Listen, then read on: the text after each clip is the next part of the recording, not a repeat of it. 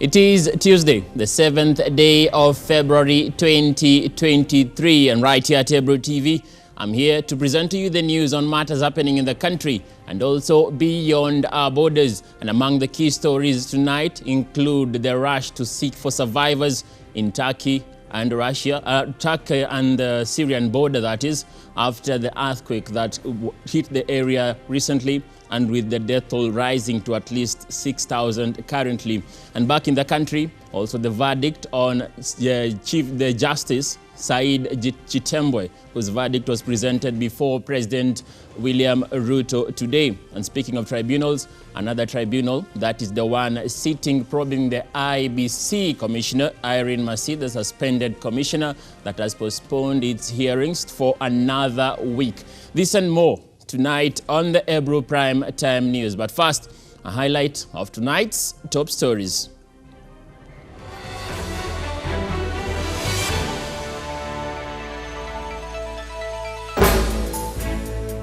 All is not well within the Orange Democratic Movement Party, ODM, as 9 Nyanza MPs meet with President William Ruto without the party's permission. Tribunal recommends the removal of High Court Judge Justice Said Chitembwe, who was under investigation. It points clearly and squarely that if any arm of government, including the hallowed judiciary, go beyond the law, go beyond the Constitution, there is a mechanism for necessary corrective measures that can be done. We engage in a talk on the strides made towards the implementation of universal health coverage under the mandate of the NHIF.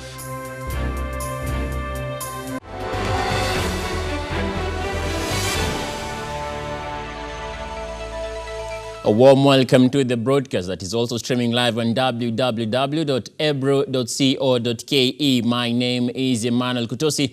Let's get it on the road. Now, in a move seen as part of the president's strategy to counter the Azimio One Kenya coalition moves, President William Ruto held talks with MPs from Nyanza region at State House, Nairobi. The 9 political leaders from ODM ditched their party leader, Raila Odinga, for what they termed as his endless politics. President Ruto, on the other hand, emphasized on the need for leaders to work together despite of their political affiliation. Now, the Orange Democratic Movement, the ODM party, has termed the move by the 9 legislators to shift to President William Ruto's camp as no surprise.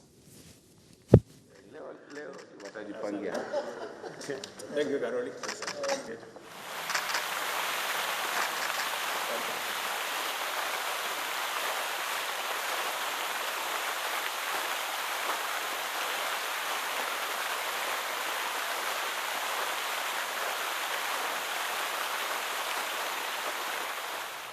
And away from the political musical chairs to now a matter concerning the law courts. Now, President William Ruto will act on the recommendations of the tribunal that recommended the removal of Justice Said Chitembwe after the lapse of the appeal period. According to Article 168(8) of the Constitution, Chitembwe has 10 days to appeal the decision of the tribunal if he feels aggrieved by its findings. The tribunal said that the allegations made against Chitembwe by the Judicial Service Commission were proven having considered all evidence tendered and applicable laws. Judge of the Supreme Court, Justice Said Chitembwe, could be leaving office as a judge following the tribunal's recommendation of his removal. It is therefore absolutely... In its report released on Tuesday, the tribunal said the allegations made against Justice Chitembwe by the Judicial Service Commission, JSC, were proven having considered all evidence tendered and the applicable laws. It followed a series of videos that were released by then Nairobi Governor Mike Sonko and showed the judge had solicited for a bribe to rule in favor of a complainant in a land case. The tribunal has carried out and completed its inquiry into the allegations against Honorable Mr. Justice Said Chitembwe, as outlined in the petition to His Excellency, the former President. Having considered the allegations as framed in the list of allegations and summary of evidence dated 28 June 2022, in light of the totality of the evidence tendered, the Constitution and applicable law, the Tribunal makes the following findings. On allegation 1 and 6 in their list of allegations, the Tribunal finds that the judge knew Honorable Sonko, had a relationship with him through marriage, and had ongoing dealings with him over the sale of title number Kwale Galu Kinondo 779 during the pendency of the consolidated petitions, which facts presented reasonable circumstances for the judge to disclose the same to the Honorable Chief Justice, colleague judges on the bench, and parties in the consolidated petitions, and to recuse himself from sitting on the consolidated petitions. I should mention here, Your Excellency, that the consolidated petitions related to the impeachment of Honorable Sonko as Governor of Nairobi County. The tribunal to investigate the conduct of Justice Chitembwe was formed on May 22, 2022 by then President Uhuru Kenyatta after claims of bribery were leveled against the judge. Justice Mumbi Ngugi said there is a lot to be admired in Justice Chitembwe's case, saying failure to disclose facts and circumstances to the Chief Justice and parties to the consolidated petition amounted to breach of Article 1075 and 232 of the Constitution. The second point we found is that these facts and circumstances and the failure to disclose the same to the Chief Justice, colleague judges, and the parties to the consolidated petitions amounted to breach of Articles 10, 75, and 232 of the Constitution and Regulations 9, 19, 20, and 21 of the Judicial Service Code of Conduct and Ethics, Regulations 2020 by the judge. His conduct further undermined the constitutional principles of fair hearing, equality before the law, the right to equal protection and benefit of the law without bias or prejudice guaranteed under Article 51 of the Constitution and ring-fenced under Article 25C thereof. Court of Appeal Judge Mumbi Ngugi, while reading the verdict to the President, said the previous cases handled by the accused were also on the radar, where they are said to have amounted to the subversion of justice and going against the profession rules. The tribunal finds that the actions of the judge in advising parties on the withdrawal of Malindi Civil Appeal number 32 of 2018 and advising on the probable points of appeal from the consolidated petitions, matters in which he had presided, amounted to subversion of justice, lack of professionalism and conduct unbecoming of a judge, contrary to Article 73, 75C of the Constitution, and Regulations 15, 16A and B, and C, 17, 3, and 18 of the Code of Conduct and Ethics. President William Ruto thanked the tribunal for expediting its work, noting that leadership comes with the responsibility and accountability. The head of state said the Constitution remains the guiding principle for all those who have been given the responsibility to serve Kenyans. And therefore, for us to be a country built on the firm foundation of the rule of law, we must always keep to that narrow path of the rule of law and avoid extra-constitutional, extra-legal means of dealing with one another. It points clearly and squarely that if any arm of government, including the hallowed judiciary, go beyond the law, go beyond the Constitution, there is a mechanism for necessary corrective measures that can be done. It is therefore absolutely not necessary to lynch any public officer in the court of public opinion or in any other place. This means should Chitembwe fail to appeal the tribunal's findings and recommendations, President William Ruto will remove him as a judge by February 17th. The tribunal consisted of Justice Mumbi Ngugi as the chairperson, Fred Ojiambo, Justice Abida Ali Aroni, Justice Njoki Wamakau, James Ochieng, retired General Jackson Dongo, and Dr. Lydia Nzomo as members. Kind Stefano, Ebrutv. And away from the legal space, Interior Cabinet Secretary Kithure Kindiki has announced plans to establish a reward program for top performers with a view of incentivizing management of security at the grassroots. Government administrators will have specific crime reduction goals set for them as a long-term strategy to improve the productivity of their tasks in security management. The targets will be communicated through security committees, with the performances expected to be reported up the ranks through a hierarchical accountability structure.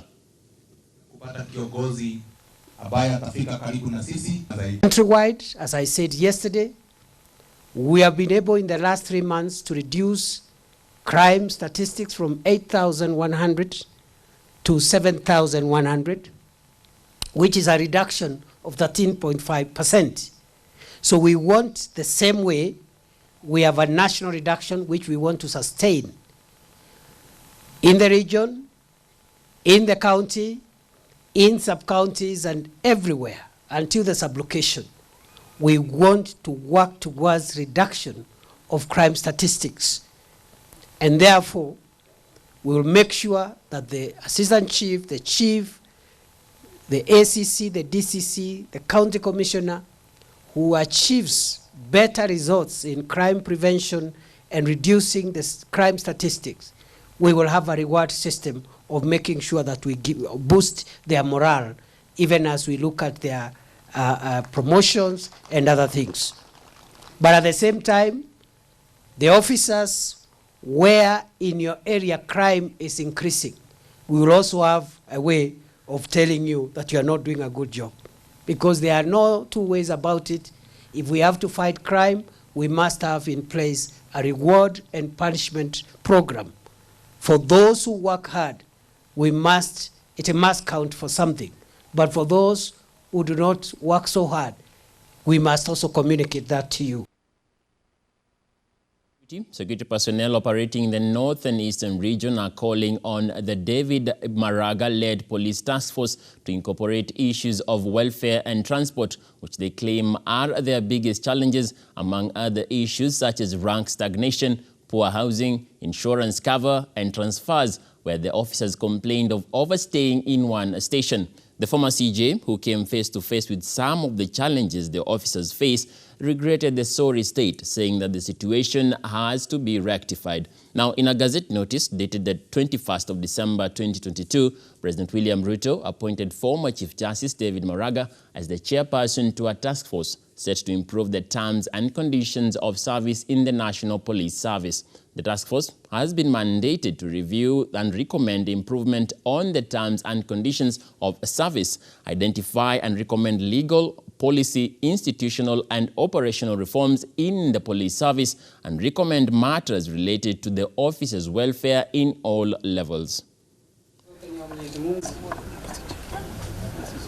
This is the task force which was set up by His Excellency the President to go around and get views from police officers and prison officers on the challenges they are facing, if there is something to be done about their welfare, to be done so that they are motivated to do their work. We have been sitting in Nairobi at Bomas of Kenya since we started, after we were sworn in on 9th of January. We are going to every county. So I have come here today to listen to the views of the police officers here. We have just finished with them at their camp. And now we have come here to listen to the views of the prison officers in this camp. The issues that have come out with the interaction with the police officers are, of course, on their welfare. Their welfare, they are also, they have challenges. You know, this area, they have challenges, like even transport, the welfare where they are staying. Those are the challenges. We have gone to their tents where they live.